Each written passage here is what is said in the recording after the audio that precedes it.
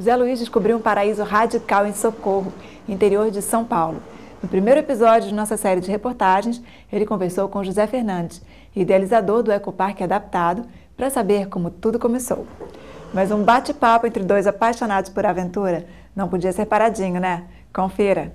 Oi gente, sou o José Luiz Pacheco. Hoje nós estamos em Socorro, no Ecoparque, começando uma série de reportagens sobre aventuras adaptadas, onde todos podem participar, todos podem sentir adrenalina, todos podem se divertir.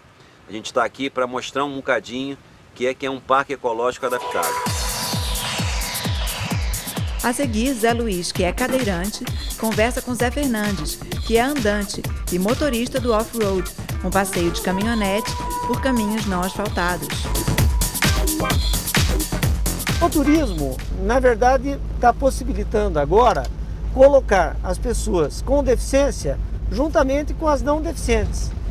E isso é uma contribuição fantástica, porque nós estamos exatamente favorecendo a inclusão das pessoas com deficiência no meio das demais. Você está proporcionando o convívio, né, das pessoas. Exatamente. Tudo começou em 2005, que o Ministério do Turismo, participando numa feira de aventura, que é aquela Adventure Sport Fair, o que aconteceu? Eles reuniram empresários, reuniram pessoas, ONGs que trabalham com pessoas com deficientes, e também reuniu todos interessados no assunto de acessibilidade. Por quê? Porque tinha acabado de sair uma lei, que é a lei de 2004, que fazia com que todas as pessoas que trabalhassem com turismo tivessem as suas atividades adaptadas. E aí o Ministério do Turismo descobriu que, por exemplo, no turismo de aventura tinha mais de 30 atividades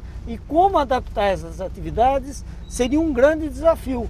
Nessa primeira fase do projeto com o Ministério do Turismo, que esse projeto passou a se chamar até Aventureiros Especiais, ele contemplou 10 atividades, né? E agora nós vamos ter uma segunda parte que vai chamar Aventureiros Especiais 2, que vão contemplar mais 11 atividades. Hoje, quais são as atividades que você tem ali para a pessoa? Hoje, as atividades que nós já estamos trabalhando oficialmente, com todas as normas já estabelecidas, né? E inclusive já dito um livro do Ministério do Turismo a respeito do assunto, né? Nós temos o rapel, temos a tirolesa, o arvorismo, o rafting, a canoagem, o boia cross, a cavalgada, e também nós temos a parte de caminhada. A caminhonete sobe por um caminho íngreme, com vegetação rasteira, e passa pela câmera. Zé Luiz está na janela. Não é fácil, né? Você querer conseguir fazer uma coisa que seja acessível para um cadeirante, para um tetraplégico, para um surdo, para um cego. É complexo isso, né? Explica pra gente qual o grau de dificuldade, como você conseguiu superar isso. O projeto Aventureiros Especiais, ele foi composto por uma equipe multidisciplinar. Ou seja, nesse projeto a gente tinha uma ONG especializada em pessoas com deficiência. Nós tínhamos médicos, fisioterapeutas, psicólogos e pessoas que tinham grande conhecimento sobre a forma de estar trabalhando com pessoas com deficiência. E do outro lado, logicamente, tinha as pessoas que tinham a expertise de estar fazendo atividades de aventura. O nosso parque foi escolhido exatamente por operar 14 atividades diferentes, né? E a gente já operava dentro das normas técnicas da BNT. A gente dividiu a parte das adaptações em 3 partes, né? Por exemplo, tinha atividades que você poderia estar fazendo a atividade sem ter necessidade de fazer adaptações específicas. Por exemplo, muitas coisas para cegos, surdos, a gente não precisaria estar criando um equipamento específico para eles.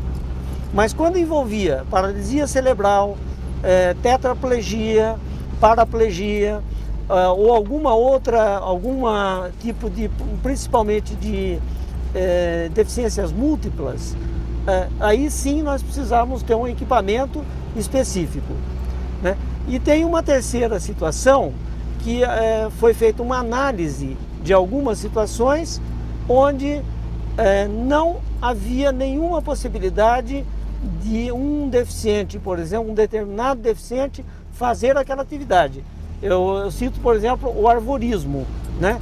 Arvorismo se requer o uso das pernas e das mãos e dos braços, quer dizer, como você ia trabalhar isso com um tetraplégico? Eu mesmo, um cadeirante, para mim é uma coisa complicada, não tem como eu segurar nas cordas e andar naquele lugar, né? Então, tem coisas que a gente já teve que fazer uma eliminação dessa atividade no início.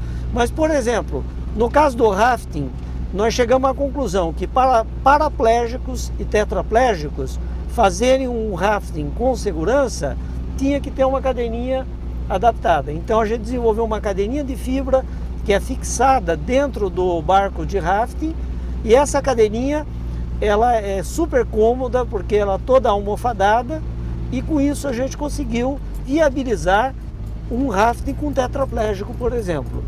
Outra coisa que foi desenvolvido no caso de esportes aquáticos seria exatamente ter um colete salva-vida que viabilizasse a queda de uma pessoa deficiente sem risco.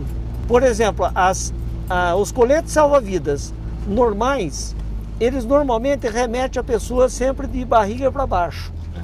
E no caso de uma pessoa tetraplégica, se ela caísse dentro da água com a cabeça para baixo e você demorasse um certo tempo para socorrê-la, ela poderia se afogar.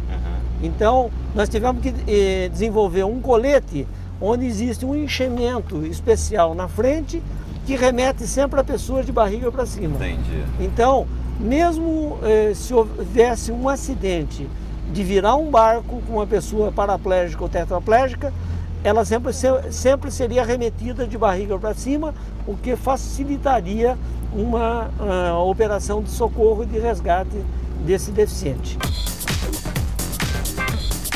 E a vaca vai te morder agora, cara, tá encarando, ela vai te morder, vai te morder. Você vê que a gente tá numa área bem rural, tem até a vaca no meio do caminho.